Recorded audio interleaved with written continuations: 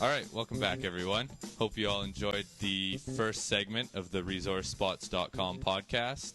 On the second segment here, I'm joined with Al Korelin, good friend of mine, work associate, and a golf buddy as well.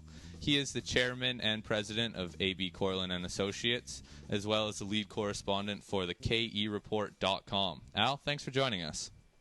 Hey, it's a pleasure, Corey. Thanks for putting me on your show, buddy. Oh, no pleasure. My pleasure, Al. I've been on your show so many times that we figured we might as well have you on ours.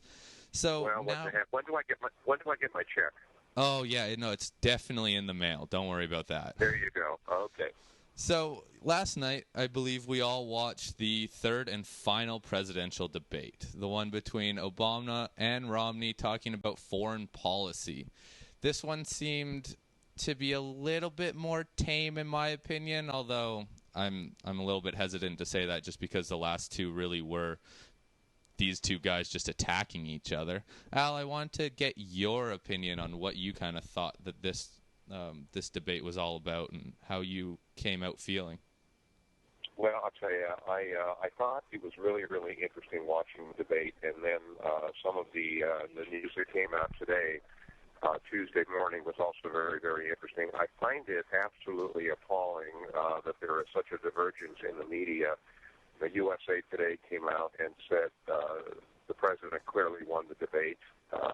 According to the Rasmussen poll, in fact, Romney won the debate. I mean, it would be really nice to get unslanted results on things like this, unslanted media, because I find it to be very, very interesting that two credible news sources are saying that, two supposedly credible news sources are saying something that's entirely different. I think the one thing that has happened so far today that I think is a great comment on yesterday's debate, last night's debate, is the fact that the Dow Jones Industrial Average is down over 200 points right now.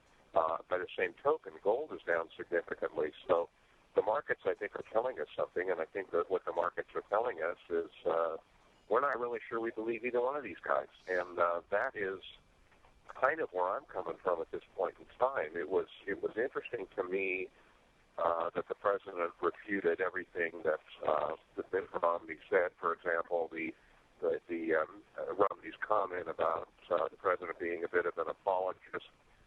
Romney's observation that when Obama visited the Middle East right after his election, that he did not visit Israel. Most of the things that Romney said, to the best of my knowledge, from all the information I have, were very, very true. And yet the president said, no, that's not true. You're lying. It's a very, very confusing time for me, Corey, in the sense that I'm not really crazy about either one of these guys. It's contrary to what I said on my daily editorial last Sunday. I'm really not. Well, Al, I agree with all those points that you say. I found it really interesting that it seemed like in the last couple debates, Romney was more taking the attacker role on Obama, and Obama was playing the defense. This presidential debate, even from a couple of the analysis articles that I read afterwards, is that Romney took more of the agreeing with the president. A couple of the analysts that I read said that Romney was trying to garner more of the women's vote by taking this kind of style of agreeing with the president had to say and adding on to it. To that end, I also kind of found that Obama has been president for 4 years. He has had access to the CIA, all these intelligence agencies around the world that he has had to deal with foreign policy. Romney, not so much. He's the governor of Massachusetts, and really his foreign policy has to deal with other states or dealing with the president. So I think he's kind of at a disadvantage at this debate just because he doesn't have the history. So therefore, Obama can't really attack or reference anything that he has done in the past 4 years or how for his full term, really, just because Romney only has what he says he's going to do. He's obviously said a couple things in the newspaper and throughout the other media sources saying what he would do, but as we've seen throughout many, many presidents is that you don't know what anybody is going to do until they are actually in power. Yeah, I have to agree with much of what you said. As I said, I am at this moment in time.